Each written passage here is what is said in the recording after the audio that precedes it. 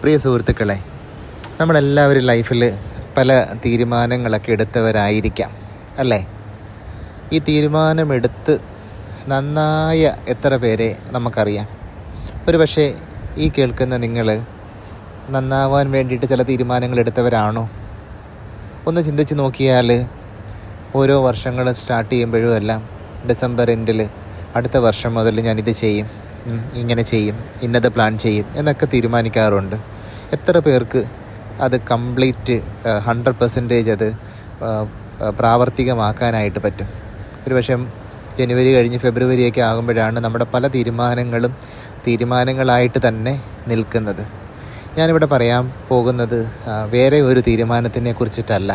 ഞാൻ പറയാൻ പോകുന്നത് നന്മ ചെയ്യണം എന്നുള്ള തീരുമാനം, അല്ലെങ്കിൽ നല്ല പ്രവൃത്തികൾക്ക് വേണ്ടിയിട്ടുള്ള ഒരു തീരുമാനം.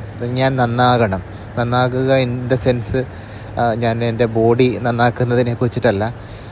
ഞാൻ ഓവറാൾ എൻ്റെ ക്യാരക്ടറിനകത്തൊരു മാറ്റം. ചില കാര്യങ്ങൾ എനിക്കറിയാം ഞാൻ ചെയ്യുന്നത് തെറ്റാണെന്ന്. അപ്പം എനിക്ക് അവിടെ നിന്നെല്ലാം മാറി ഒരു നല്ല രീതിയിൽ ജീവിക്കണമെന്ന് നമ്മുടെ ഉള്ളിലൊരു തീരുമാനം വരികയാണ്. അപ്പം ആദ്യമായി നമ്മൾ മനസ്സിലാക്കേണ്ടത്, നമ്മളിൽ ഇങ്ങനൊരു തീരുമാനം എടുക്കാനുള്ള ഒരു തീരുമാനം തരുന്നത് പോലും ദൈവത്തിൻ്റെ ആത്മാവാണ്. ഈ ആത്മാവാണ് നമ്മുടെ ഉള്ളിൽ നമ്മളെ നല്ല രീതിയിൽ ഗൈഡ് ചെയ്യാനായിട്ട് സഹായിക്കുന്നത്.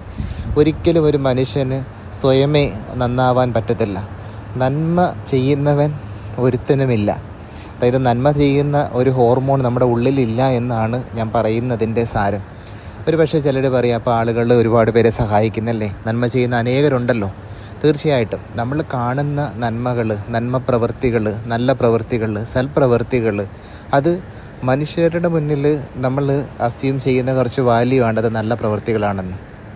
പക്ഷേ ഒരാളൊരു നല്ല പ്രവൃത്തി ചെയ്യുമ്പോൾ ആ പുള്ളിയുടെ ഇൻറ്റൻഷൻ എന്താണ്? എനിക്കൊരു ഇൻഡയറക്റ്റ്ലി ഒരു ഫെയിം ഉണ്ടാക്കാനാണോ? സോ ഹൃദയങ്ങളെ നമുക്കറിയാൻ പറ്റില്ല.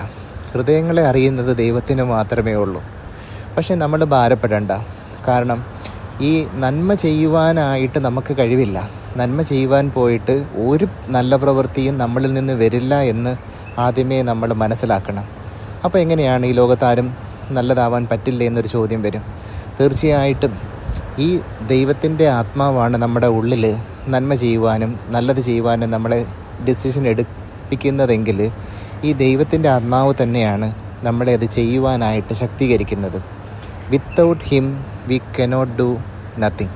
നമുക്കൊന്നും ചെയ്യാൻ സാധ്യമല്ല. അവനെ കൂടാതെ ഒന്നും ചെയ്യാനായിട്ട് നമുക്ക് സാധ്യമല്ല എന്നുള്ള ഒരു തിരിച്ചറിവ് നമുക്ക് ആദ്യം തന്നെ ഉണ്ടാകണം. പക്ഷേ ദൈവത്താൽ നമുക്കെല്ലാം സാധ്യമാണ്. ദൈവം നമ്മുടെ കൂടെ നിന്ന് നമ്മളെ സഹായിക്കും. നമ്മളൊരു ഡിസിഷൻ എടുത്തു കഴിഞ്ഞാൽ അത് ഫുൾഫിൽ ആക്കുവാനായിട്ട് ദൈവം നമ്മളെ സഹായിക്കും. തീർച്ചയായിട്ടും നിങ്ങൾ ഭാരപ്പെടേണ്ട, തീരുമാനങ്ങൾ എടുക്കുക.